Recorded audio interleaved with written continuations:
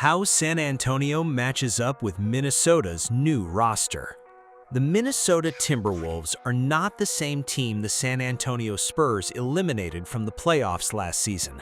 Not even close. Minnesota looked at a roster that had repeatedly made deep playoff runs, but still could not break through. And instead of running everything back, the Timberwolves made one of the boldest moves of the entire offseason. They traded for LaMelo Ball. And now, Anthony Edwards finally has another legitimate perimeter star who can create shots, run an offense, stretch defenses from deep, and make passes that completely change the geometry of the floor. But Minnesota paid a serious price. Julius Randle is gone. Naz Reid is gone. Mike Conley is gone. Kyle Anderson is gone. And the Timberwolves are entering next season with a completely different identity surrounding Edwards, Rudy Gobert, and Jaden McDaniels. Minnesota added LaMelo Ball, Josh Green, Trey Lyles, and other pieces, while retaining Ayo Dosunmu and Bones Highland. And for the Spurs, that creates one of the most fascinating matchups in the Western Conference, because San Antonio is bringing back almost everybody from a team that won 62 games and reached the NBA Finals, while adding Tobias Harris and another wave of young front-court talent. So today, we're breaking down exactly how these teams match up, the new backcourt battle, the war in the paint, what Minnesota gained by adding LaMelo, what it lost by moving Randle and Naz Reid, how the Wolves could attack Victor Wembanyama, how the Spurs could attack LaMelo, and ultimately, if these teams meet again next season, who has the advantage? Because after what happened in last year's playoffs, Minnesota clearly decided something had to change, and now the Spurs are going to see a very different Timberwolves team. And just when you thought Minnesota was finished reshaping this roster, the Timberwolves went out and added Jonathan Kuminga in the middle of me making this video. Kuminga reportedly agreed to a 2-year deal with Minnesota, and the expectation is that he'll slide into the starting lineup alongside LaMelo Ball, Anthony Edwards, Jaden McDaniels, and Rudy Gobert. And from a Spurs perspective, this makes an already difficult matchup even more interesting, because Kuminga gives Minnesota something San Antonio absolutely has to respect: another powerful, athletic, downhill attacker. When you already have Anthony Edwards attacking the rim and LaMelo Ball creating advantages with his passing, Kuminga becomes another player who can catch the ball with the defense moving and immediately put pressure on the paint. That means Victor Wembanyama is going to be extremely important. Minnesota will likely try to force Wemby into constant decisions. Does he step up to stop Edwards? Does he rotate over against Kuminga? Does he stay attached to Gobert around the rim? One hesitation could lead to a dunk. But San Antonio can attack Kuminga's presence too. If Minnesota starts Kuminga beside Gobert and McDaniels, the Timberwolves will have plenty of size and athleticism, but the Spurs could test their spacing. San Antonio can potentially pack the paint more aggressively and force Kuminga to consistently knock down perimeter shots. And offensively, the Spurs should try to get Kuminga involved in actions with Wembanyama, make him defend screens, force switches, put him in situations where he has to choose between staying with San Antonio's guards or helping against Wemby. That's where this matchup becomes a chess match. Minnesota is clearly building a roster designed around length, athleticism, and explosive scoring, but San Antonio has length of its own. And if these teams meet in the playoffs again, the battle between Minnesota's athleticism and San Antonio's size could become one of the most important matchups in the Western Conference. Kuminga doesn't make the Timberwolves unbeatable, but he definitely makes them harder to deal with. Minnesota completely changed the equation. Before we talk about matchups, we have to understand what Minnesota actually did. The headline is obviously LaMelo Ball. Minnesota traded Julius Randle and Naz Reid as part of the blockbuster deal that brought Ball and Josh Green to the Timberwolves. Ball is coming off a season where he averaged 20.1 points, 7.1 assists, and 4.8 rebounds while playing 72 games for Charlotte. That is a massive philosophical change. Randle gave Minnesota size, physicality, and another forward who could create in the half court. Naz Reid gave them bench scoring, shooting, and front court versatility. LaMelo changes the team in another direction entirely. Now Minnesota can put the basketball in the hands of a legitimate point guard and allow Anthony Edwards to play more possessions as an attacker instead of having to manufacture everything himself. That might be the biggest upgrade, because one of the biggest problems with guarding Edwards has always been that if he catches the basketball with a stationary defense in front of him, at least you have a chance to load up. What happens when LaMelo moves the defense first? What happens when Edwards catches the basketball after two defenders have already shifted? Now he has a closeout. Now he has a scrambling defense. Now he can attack immediately instead of dribbling 6 times just to create an advantage. That is dangerous. LaMelo and Ant change the backcourt battle. This is probably the biggest difference between last year's matchup and next season. Previously, San Antonio could build its perimeter defense primarily around slowing Anthony Edwards. That doesn't mean Minnesota had no other guards. Of course they did. But Edwards was clearly the perimeter engine. Now the Spurs have to prepare for 2 completely different threats. LaMelo Ball sees everything. He loves advancing the basketball early. He throws hit-ahead passes. He can run pick and roll. He has deep shooting range, and he can turn transition possessions into scoring opportunities before the defense even realizes what happened. Then you have Edwards. Power, explosion, pull-up shooting, transition finishing, rim pressure, one-on-one scoring.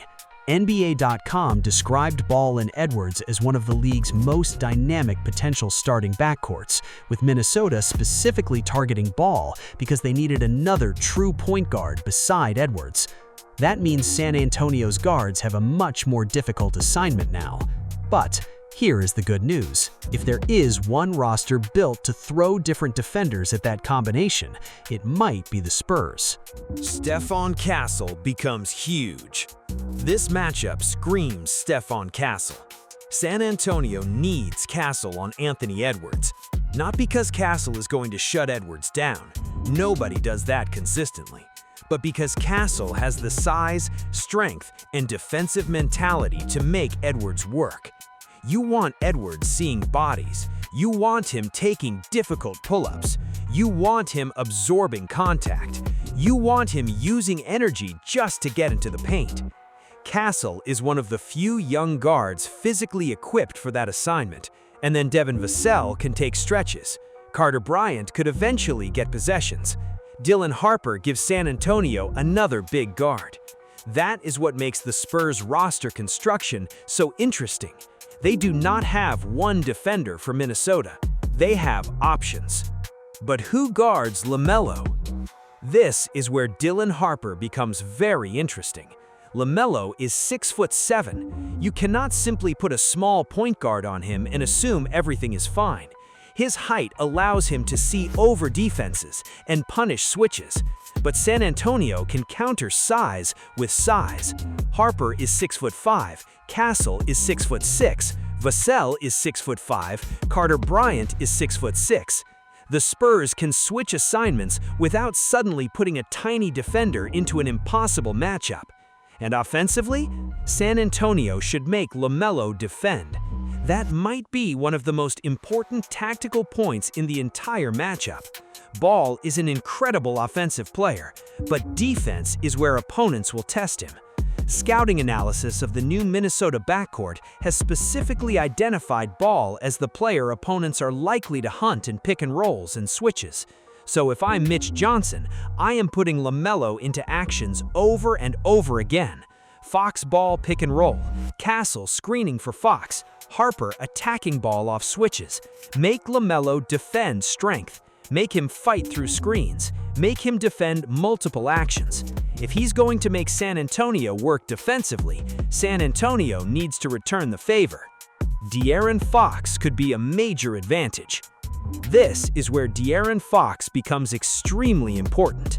Minnesota is bigger in the backcourt, but Fox may be the fastest guard in this matchup, and he needs to use that. LaMelo wants to play fast. Fine, Fox can play fast too. But Fox should also challenge Minnesota's point of attack defense. Get downhill, force Gobert to step up, create rotations, find Wembenyama, kick to Vassell, find Champagnie or Tobias Harris in the corner. Minnesota's defense still has serious personnel. Jaden McDaniels remains one of the best wing defenders in basketball. Gobert still protects the paint. Edwards can defend when engaged, but replacing some of the previous rotation with more offensive-minded guards creates potential pressure points. San Antonio needs to identify those every possession. Now let's get to the main event. Wemby versus Gobert. This is still the matchup everybody is going to watch. Victor Wembanyama against Rudy Gobert. Two French centers, two elite rim protectors, two completely different offensive players. And last season showed just how difficult Wembanyama can make life for Minnesota.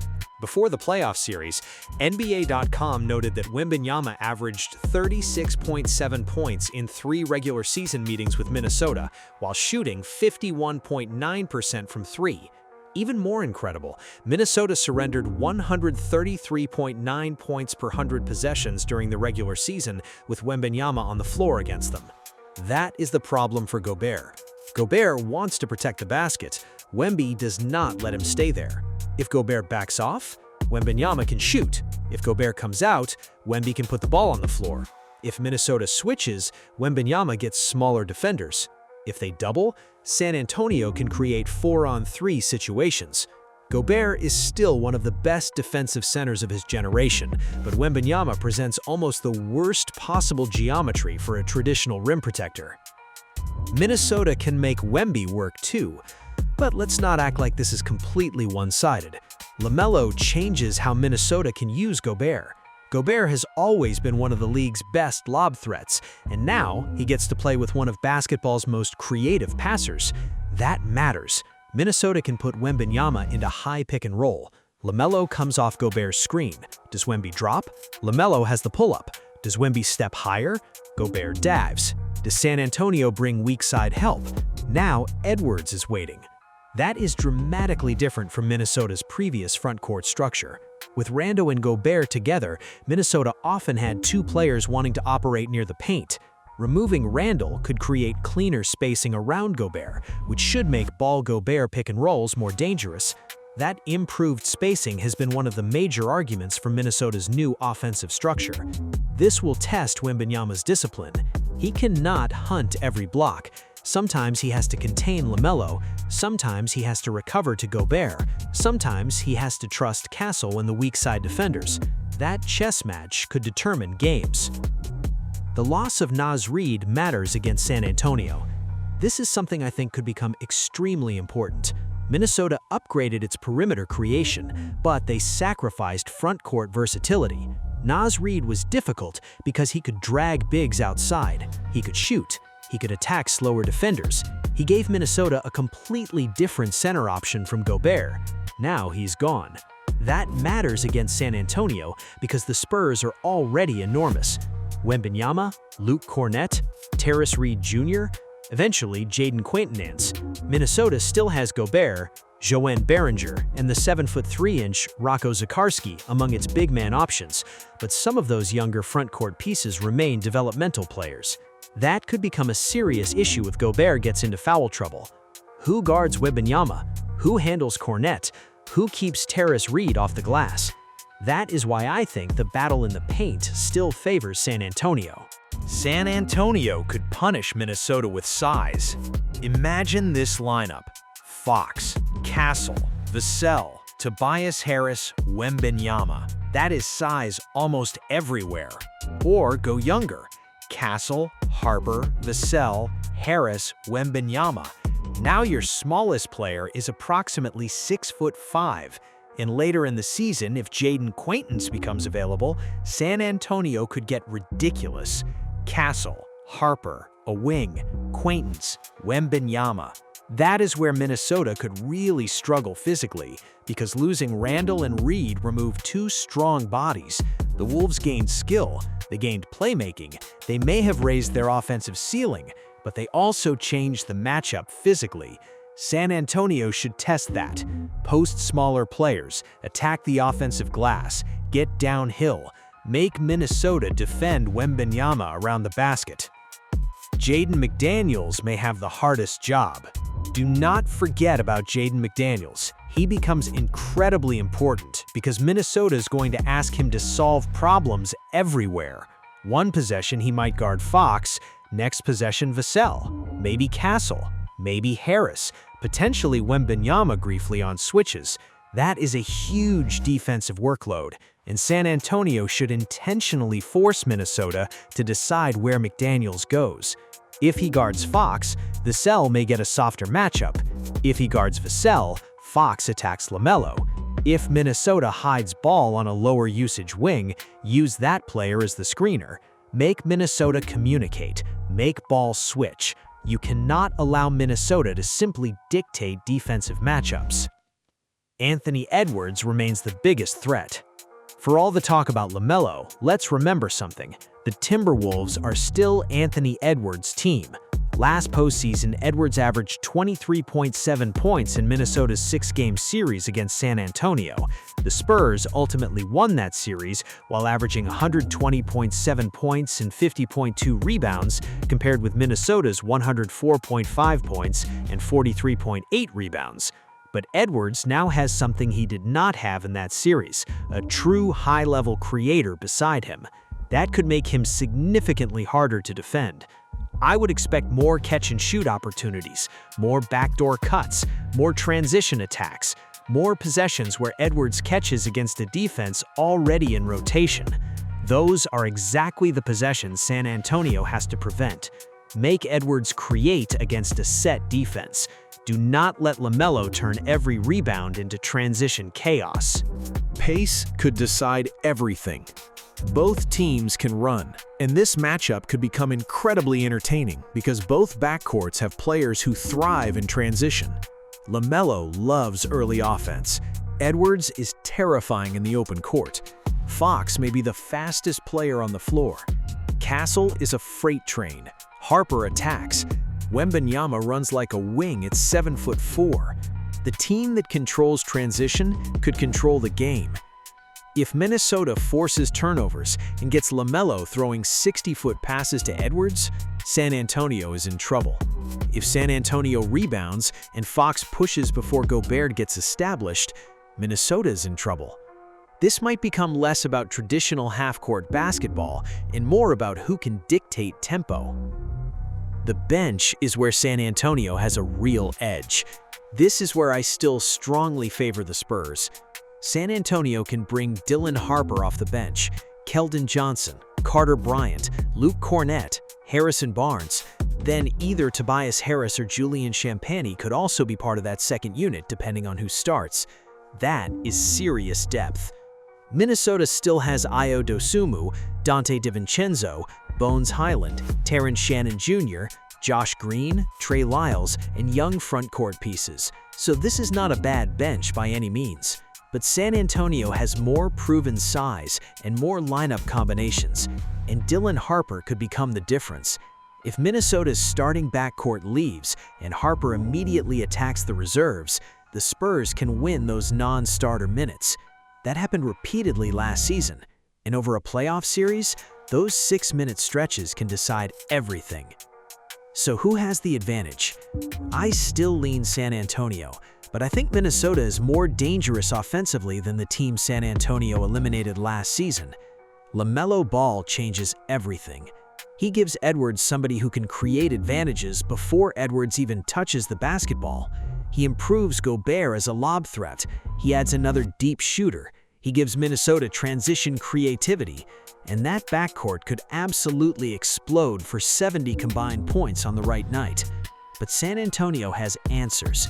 Castle for Edwards, multiple big guards for LaMelo, Fox attacking Minnesota's weaker perimeter defenders, Wembenyama pulling Gobert away from the rim, more frontcourt depth, more bench depth, and significantly more size throughout the rotation. If these teams played a 7-game series again, I would predict Spurs in 6. Not because Minnesota got worse. I actually think their offensive ceiling may be higher. but the Spurs have the specific personnel to attack Minnesota's new weaknesses. So this could become one of the best matchups in the Western Conference. Anthony Edwards and LaMelo Ball against De'Aaron Fox, Stephon Castle, and Dylan Harper. Jaden McDaniels trying to erase San Antonio's wings. Gobert battling Wembenyama. Minnesota trying to create speed and chaos. San Antonio trying to overwhelm them with size, depth, and rim protection. The Timberwolves changed. They needed to.